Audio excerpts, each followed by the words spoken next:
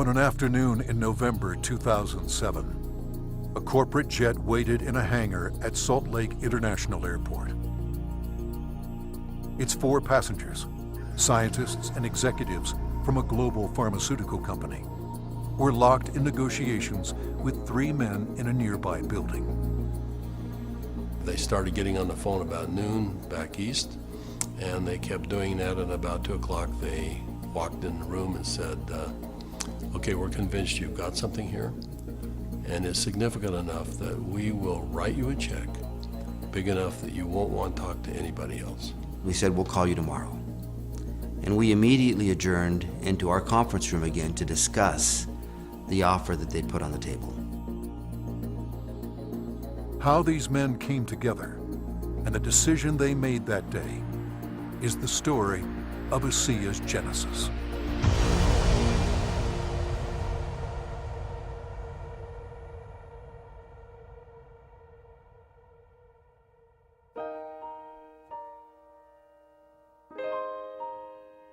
A lot of people have fathers that teach them sports.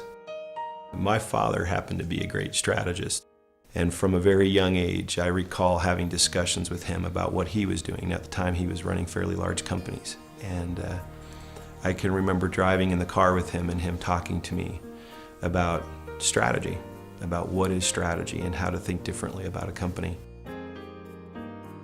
Vertus Norton was well qualified to teach his son. At the time, he was sales planning manager of the billion-dollar beverage division of General Foods Corporation in New York, with responsibility for iconic products like Kool-Aid, Country Time, and others. In 1985, he was recruited by Dart and Kraft and eventually became the head of Hobart Corporation US near Cincinnati, Ohio. 5 years later, he rejoined Kraft General Foods in Chicago as vice president of the Channel Group, managing a billion-dollar pilot business unit that led to the eventual integration of General Foods, Oscar Mayer, and Kraft Foods. Based on his track record, Vertus was asked to help re-engineer the company to increase efficiency in relation to an industry-wide initiative called Efficient Consumer Response. In the subsequent 3 years, Kraft's ECR, or efficiency rating, moved from 10th to 1st place. I've known Vertus for over 25 years, and it was apparent to me immediately that here was a very special man. A man that had wonderful ethics, great business strategies, enthusiasm. There was no question that this man was going to be a huge success, and he is a success. Vertus retired from Kraft at age 57 and moved to Park City, Utah. We thought he would take retirement seriously. He did not. Shortly after doing some service for our church, he was asked to run a biotech company. He had a lab in Southern California, 5 PhDs reporting to him, a series of master's or graduate students as well, all doing work for him there. And he ran that for 4 years, and we thought he was done. But Vertus Norton was not done.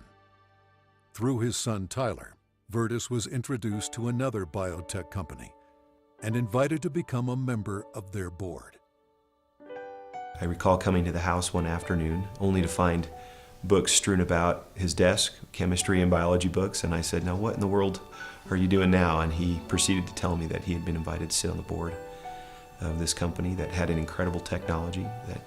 And I do recall him saying, but they don't know exactly what they have. And that's an invitation to my dad. He's going to figure it out. He's a puzzler. I was intrigued until they told me it was made from salt water. And I told them, this doesn't sound right, and you're going to have to convince me it's real. They said, well, we can do that. They said, we have a lot of research, and we'll give you some of the best research. You can look at it. And after running a lab and having my association with these people for 4 years, I knew what to look for. And I went through the science, and it was good, defensible science. Then they gave me a list of people to call, and I was calling Harvard, UCLA, University of Washington, University of Indiana, major labs across the United States, and everyone I talked to raved about the product, the way the company was intending for it to be used, And also they raved about the fact that you could drink this product and get a benefit from it. At the time, the product could only be produced in limited quantities through small devices. Highly unstable, it had to be used within minutes of production. But seeing the strength of the product, Virtus agreed to join the board of directors. As soon as I did that, they said, we're going to give you one of these devices to put in your house. We'd like you to become familiar with it. I started drinking the product that was made in this device, and my thinking cleared up. I had more energy. I felt better than I had for years, and now keep in mind I was in my 60s at that time. And I thought, holy cow, what is this? So I went to the first board meeting and found out that they were flat out of money. They were $1 million in debt.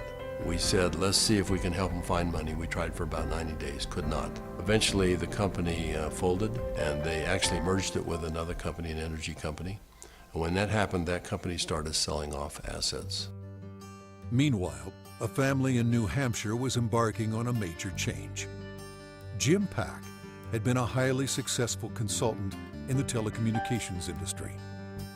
His son, Joe, had secured a position on the United States ski team. Wanting Joe to achieve his dreams, the family moved to Park City to allow Joe to train with the U.S. freestyle team for the 2002 Winter Olympics. So I'm living in a subdivision in Park City, Utah, and after a few years, another gentleman moves in a few houses up from me. This gentleman was named Virtus Norton. Now, Virtus and I became good friends, and actually we became good golfing buddies.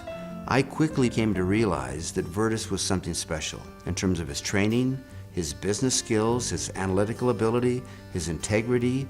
Everything about Virtus was so much better than any executive, including governors or attorney generals, that I'd ever worked with. He was so competent. I was impressed. I made the decision on the golf course as we golfed, week after week. I said, I'm going to do something with this guy. One day we're golfing on the Park City Municipal Golf Course, and he's saying, I'm sitting on the board of this little company, and they've got a terrific product. I use the product, I've just found phenomenal results with this product, but the company's really mismanaged. He said, the product is so good that I'm going to put together an investment company and acquire this product. And he pulled a golf cart over on the fairway and reached in his back pocket and pulled out a folded check, business check, that was blank. And he said, you got a pen? And I handed him a pen, and he wrote a very big check. And he said, let's go do this together. And I said, are you crazy? You don't even know what it is. And I said, Virtus, that's true, but I know everything about you. I knew you've done your due diligence. If you're to the point where you want to form an investment company to acquire this technology, I want to be part of it. Let's do it together. And that was the start in the formation of ASEA. Of anybody that I've known, my favorite person is Jim Pack. I don't think just because he's brilliant. I think it's because he has drive and he engenders trust and confidence.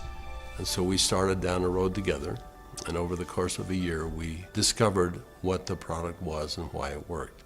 We developed what's called the mechanism of action. They discovered the product was based on redox biochemistry, a new field of science that emerged near the beginning of the 21st century. Redox signaling is a function central to all forms of life. Redox signaling molecules are created within every cell of the body and are vital to the immune system and to cellular repair and replace mechanisms. As one gets older, the body's ability to make these molecules decreases, a function of aging. The product provided a replenishing source of the exact redox signaling molecules the body creates, and in the same balance, enhancing cellular health. Knowing the product's shelf life was essential, Virtus and Jim challenged a team of researchers, including Dr. Gary Samuelson, to find a way to stabilize the product. We didn't know if it could be done, and we bought some equipment and kept making product over and over and over again, and we'd run it through the computer. And finally, after months, he finally came in and said, I think I've got the product stabilized. And we started testing it and found out that he had, in fact, stabilized the product. After stabilization had been achieved, Virtus and Jim met with a group of university scientists. We had told them that we had stabilized this mix of molecules, and they said, no, it can't be done. And we said, no, we have done it. And they said, no, it can't be done. And they were so adamant that they were slapping the table. And we said, well, wait a minute. We'll come back tomorrow and show you the product. So we took the product back the next day.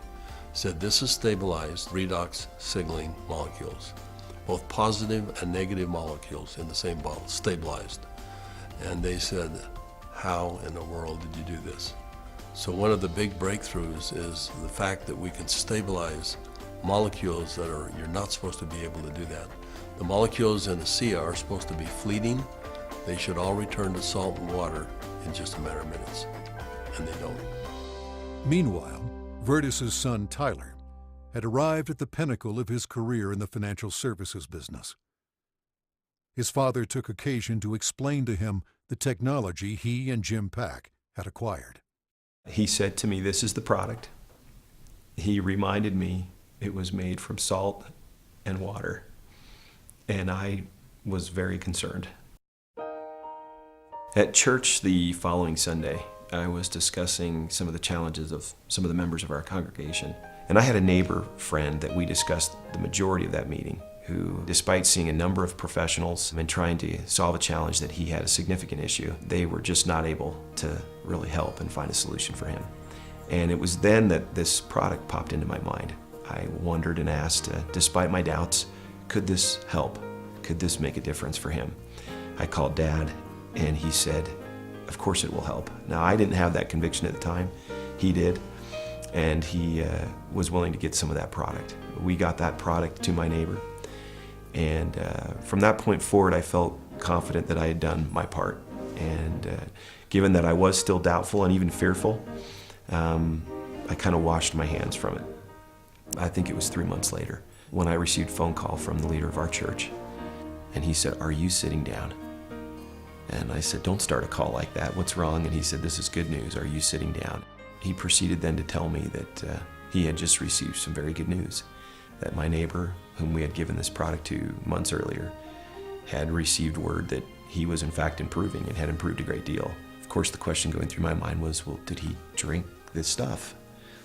And that was what my church leader told me. He says, that's why I'm calling. He drank all of it, and he's confident that it's had a huge effect on his situation. I called my neighbor, and I needed for him to tell me what he had experienced. And he was quiet for a minute, as I recall, and said, do you have any idea what I think this has done for me and for my family? He began to tell me things that I've now heard multiple times over from people across all of North America, and how this product helped him and made a difference for his family. Frankly, this was a problem for me. This became a problem for me. It was my first indication that this could be real, this could be meaningful. By this point, Jim and my father had made a significant commitment to this product. They were moving forward. And I started to question kind of what I was doing, and feeling a need to get this product out to the world, watching the impact it was having. And I ultimately resigned in May of 2010 from a significant job, the job I'd spent the better part of 17 years getting to. And it was born of this sense and feeling that this product needed to be given to the world. I've known Tyler Norton for now over 20 years. He is a person who demonstrates integrity in all aspects of his business. He is able to motivate people to do things that are even beyond what they think they can do. You know, this came full circle for me about a few months ago. I happened to be out walking, and I looked ahead and saw a family coming towards me on the street. And as they got closer, I realized it was my neighbor that had been benefited by ASEA. And I happened to be on the phone, and so we weren't able to talk. I kind of waved as we acknowledged each other, and he reached in his back pocket and pulled out a sport pouch of ASEA, and then kind of subtly bumped his heart. And we didn't say anything, but I understood completely. It brought home the whole purpose of what we're doing.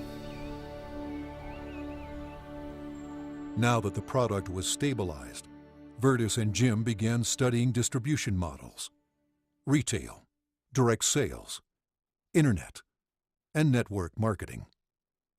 But first, they had a question. We actually wondered if people would drink a product that didn't taste very good, even if there was a perceived health benefit. And we said, let's find out. So we decided to find 40 people and create kind of a focus group, and we started giving it to them. We did that for about 2 months, and we said, let's go out and find out where we are with these 40 people. So when we went out and contacted them, we found out that the 40 people had turned into 135, and the product had been shipped to 20 different countries without our knowing it. And we said, well, we've got the answer we wanted. People will, I think, buy this product. When they determine that there is a perceived health benefit, they'll buy it. But in the meantime, we had contacted a friend, someone that Jim Pack knew and we had played golf with. And he was running a very big pharmaceutical company in New Jersey, about $10, $11 billion. And he finally agreed to send a group of people out and spend some time with us and see what we had come up with. So 4 people flew out on a plane, and we met in the conference room we had on the west side of the city for the better part of a day. We spread out all of the research that we had out on a table. And these gentlemen asked all the right questions. They thoroughly went through all of the science that we had, and as they do that, they'd call back to their headquarters and ask questions. About 2 o'clock in the afternoon, they came to us, and they said, we think you've got something really special here. We're going to write you a check that is large enough that you don't want to talk to anyone else. But there's a catch. And I said, what's the catch? And they said, you've got to shut it down. And I said, shut what down? And they said, you've got 135 people on this product right now, shut it down. People have problems all the time and they deal with them as best they can. You're gonna have to walk away. And that kind of took us back a little bit. In fact, I said, that seems a little harsh to me. And they said, you wanna work with us, you walk away. We said, well, we'll let you know. So we ushered them out of the building and we huddled around the conference table. We came to realize that this had changed for us from a business play to something very important. This was a cause, this was a responsibility. We'd seen too many people helped by this product. We realized that the only option before us was network marketing. And in that conference room on that day, we made that decision to form a network marketing company. ASEA LLC opened its doors for business in July 2009 with just a handful of independent associates. Today, there are tens of thousands, and their ranks are growing exponentially every month. In 2012, the company announced its entry into Europe, the first of many international steps to come. Every company has a vision, but for Virtus and I, our vision is just a little bit different given our age. This is not about making $1 million. This is about changing 1 million lives.